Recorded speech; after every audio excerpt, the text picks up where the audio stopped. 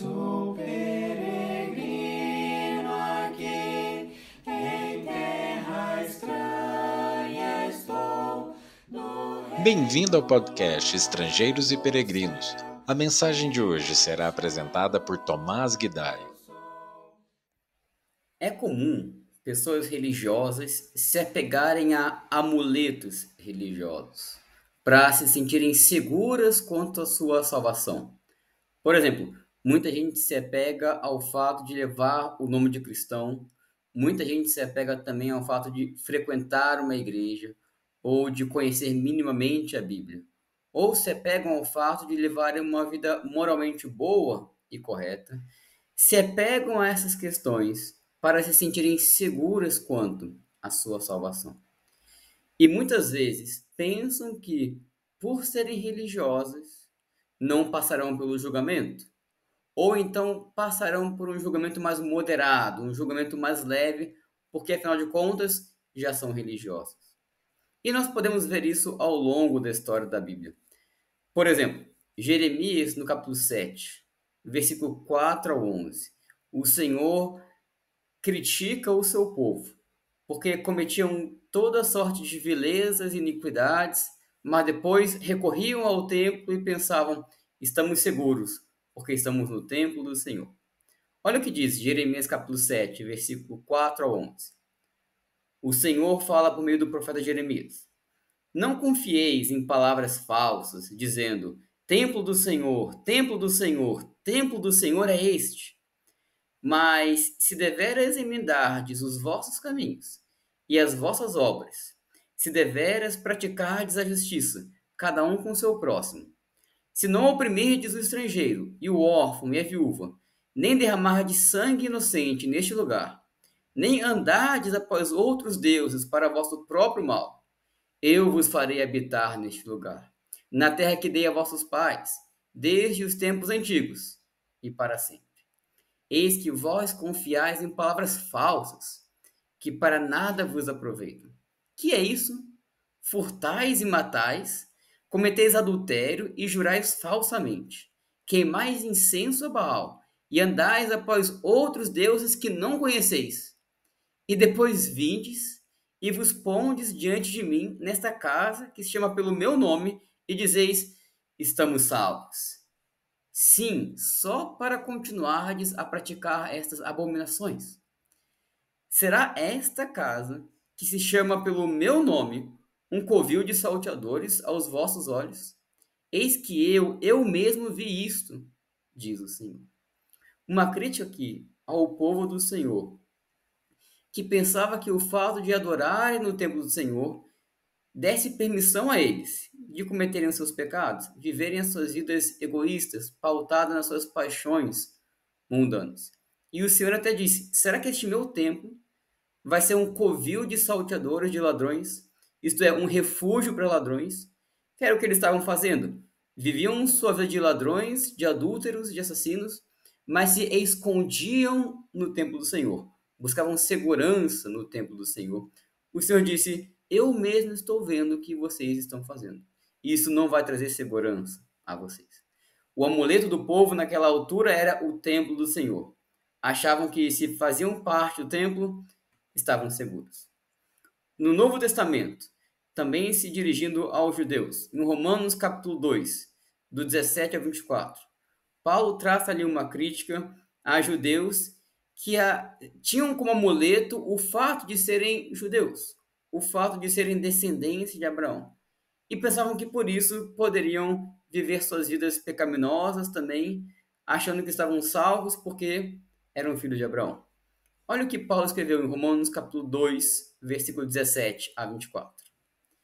Se, porém, tu, que tens por sobrenome judeu, e repousas na lei, e te glorias em Deus, que conheces a sua vontade e aprova as coisas excelentes, sendo instruído na lei, que estás persuadido de que és guia dos cegos, luz do que se encontram em trevas, instrutor de ignorantes, mestre de crianças, tendo na lei a forma de sabedoria e da verdade. Tu, pois, que ensinas a outrem, não te ensinas a ti mesmo?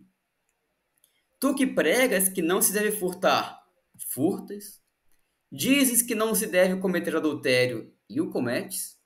Abomina os ídolos e lhes roubas os templos? Tu que te glorias na lei, desonras a Deus pela transgressão da lei? Pois, como está escrito, o nome de Deus é blasfemado entre os gentios por vossa causa. Então, os judeus ali que pensavam que por conhecerem a lei, por serem judeus, por serem mestres, por aprovarem as coisas excelentes, mas não obstante tudo isso, pecavam, não agiam conforme ensinavam, eles achavam que estavam salvos, porque tinham esses amuletos aos quais eles se apegavam. E eu trouxe esses exemplos para mostrar que nós podemos ser tentados a fazer a mesma coisa. Podemos ser tentados a nos apegar ao fato de sermos cristãos, de irmos a uma igreja, de conhecermos a lei, de evangelizarmos, de conhecermos bem o Senhor e etc. Ou não matamos, não adulteramos e etc. Podemos ser tentados a nos apegar a essas questões e assim afrouxar a nossa santidade. Não ser tão rígido quanto a obediência, porque pensamos, já estamos salvos. Uma vez que estamos debaixo da graça, não precisamos ser tão rígidos assim quanto a nossa obediência. Podemos ser tentados a pensar assim. Só que a Bíblia nos mostra o contrário. Não é porque somos cristãos que não vamos passar pelo julgamento, ou vamos ter um julgamento mais leve sobre nós. Em Ezequiel capítulo 9, depois de Deus expor os pecados do seu povo, olha a visão que Ezequiel tem. Ezequiel 9, versículos 3 a 6. A glória do Deus de Israel se levantou do querubim, sobre o qual estava, indo até a entrada da casa. E o Senhor clamou ao homem vestido de linho, que tinha um estojo de escrevedor à cintura. E lhe disse: passa pelo meio da cidade, pelo meio de Jerusalém, e marca com um sinal a testa dos homens que suspiram e gemem por causa de todas as abominações que se cometem no meio dela. Aos outros disse, ouvindo eu: passai pela cidade após ele, e sem que vossos olhos poupem e sem que vos compadeceis, matai. Matai a velhos, a moços e a virgens, a crianças e a mulheres, até exterminá-los. Mas a todo homem que tiver o sinal, não vos chegueis.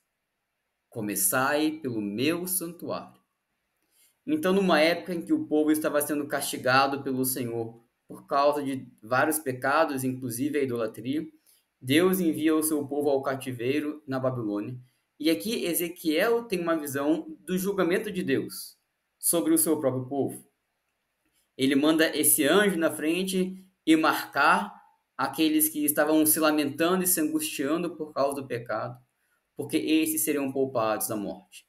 Todos os outros que não tivessem esse sinal, outros anjos iriam lá, iriam destruir essas pessoas, esses pecadores. E por onde o Senhor disse que deveria começar? Começai pelo meu santuário. O ponto é que o julgamento de Deus viria primeiramente pelo lugar em que supostamente estaria mais próximo a ele, por aquelas pessoas que supostamente eram mais religiosas, eram mais conhecedoras da lei, eram mais próximas ao Senhor, ofereciam mais sacrifícios. Essas pessoas que tinham mais conhecimento seriam as primeiras a serem julgadas. Olha o que Pedro diz agora no Novo Testamento. 1 Pedro capítulo 4, num contexto em que o povo de Deus estava sendo julgado, digamos assim, por meio do sofrimento. Estava sendo avaliado, separado por meio do julgamento, do sofrimento. O sofrimento viria para discernir quem de fato estava sendo fiel ao Senhor e quem não. Pedro escreveu em 1 Pedro 4, versículo 17: porque a ocasião de começar o juízo pela casa de Deus é chegada. Ora, se primeiro vem por nós, qual será o fim daqueles que não obedecem ao Evangelho de Deus? E se é com dificuldade que o justo é salvo, onde vai comparecer o ímpio? Sim, o pecador. Por isso, também os que sofrem segundo a vontade de Deus, encomendem a sua alma ao fiel Criador na prática do bem. A ideia é parecida, o julgamento começaria pela casa de Deus. E Pedro deixa bem claro que é com dificuldade que o justo é salvo. Só para acrescentar mais informações a essa ideia também que a gente tem comentado, Tiago vai escrever em Tiago capítulo 3, versículo 1. Olha, não queiram muito de vocês serem mestres, porque nós receberemos o maior julgamento. Jesus vai dizer também, em Lucas 12, 48, que a quem muito foi dado, muito vai ser exigido. Aquele a quem muito se confia, muito mais lhe pedirão. O ponto é que quanto mais próximos estamos do Senhor, maior será a nossa responsabilidade. E maior vai ser exigido de nós também. Qual é a solução, então? Talvez alguns podem chegar a esse ponto e pensar, bom, se quanto mais conhecimento vai ser um juízo mais severo, uma responsabilidade maior que vai ser exigida, então a solução é conhecer menos, é permanecer na ignorância, porque aí o julgamento sobre mim será um julgamento mais leve. Mas, ora, essa não é uma característica de alguém que realmente quer conhecer o Senhor. Essa não é a postura de alguém que realmente está buscando passar a eternidade ao lado do Senhor. O fato de sermos ignorantes não nos salvará por isso. O fato de sermos ignorantes não nos livra da culpa dos nossos pecados. E Pedro ele escreveu, olha, se o justo é salvo com dificuldade, qual vai ser o fim daqueles que são ímpios, que são pecadores? Então, o fato de sermos ignorantes não significa que seremos salvos. Pelo contrário, continuaremos nos nossos pecados e receberemos o juízo merecido por isso. Tiago também vai escrever, se nós sabemos que devemos fazer o bem e não o fazemos, cometemos pecado. Então, se nós conhecemos sobre os mandamentos do Senhor, se nós sabemos que devemos nos aproximar do Senhor, mas não fazemos isso, buscamos uma certa ignorância, seremos julgados por isso também, estamos pecando por isso também. A solução, então, não é se manter na ignorância, mas a solução é levar com seriedade o nosso compromisso com o Senhor. É nos portarmos com temor e santidade enquanto estamos peregrinando por aqui. Pedro vai escrever em 1 Pedro, capítulo 1, versículo 14, o seguinte, como filhos da obediência, não vos amoldeis às paixões que tinhais anteriormente na vossa ignorância. Pelo contrário, segundo é santo aquele que vos chamou, tornai-vos santos também vós, mesmos em todo o vosso procedimento. Porque escrito está, sede santos, porque eu sou santo. Ora, se invocais como Pai aquele que, sem acepção de pessoas, julga segundo as obras de cada um, portai-vos com temor durante o tempo da vossa peregrinação. Se nós estamos servindo um Deus que vai nos julgar sem parcialidade, sem acepção de pessoas, se vai julgar os nossos comportamentos, o ponto de Pedro é, sejam santos em todo o procedimento de vocês. Vivam de modo santo. Tiago diz algo muito parecido em Tiago 2,12, ele diz, falai de tal maneira, e de tal maneira procedei, como aqueles que hão de ser julgados pela lei da liberdade. Então, precisamos agir e falar, lembrando que daremos conta das nossas palavras e do nosso procedimento diante do Senhor. Como o próprio Jesus disse, não tenham medo de quem pode matar o corpo. Tenham medo daquele que pode lançar o corpo e a alma de vocês no inferno. Então, precisamos estar cientes que nós que seguimos a Deus, que buscamos ser religiosos, vamos sim passar pelo julgamento do Senhor. E não vai ser um julgamento mais afrouxado, vai ser um julgamento conforme o nosso conhecimento. Nós precisamos nos portar com santidade, agir com santidade, com temor do Senhor. Que Deus nos ajude a encararmos a sério o nosso compromisso que fizemos com o Senhor e a vermos uma vida santa. Temos um santo proceder e um santo linguajar também. Obrigado por nos acompanhar nessa jornada pelas Escrituras. Volte amanhã para ouvir mais uma mensagem do podcast Estrangeiros e Peregrinos.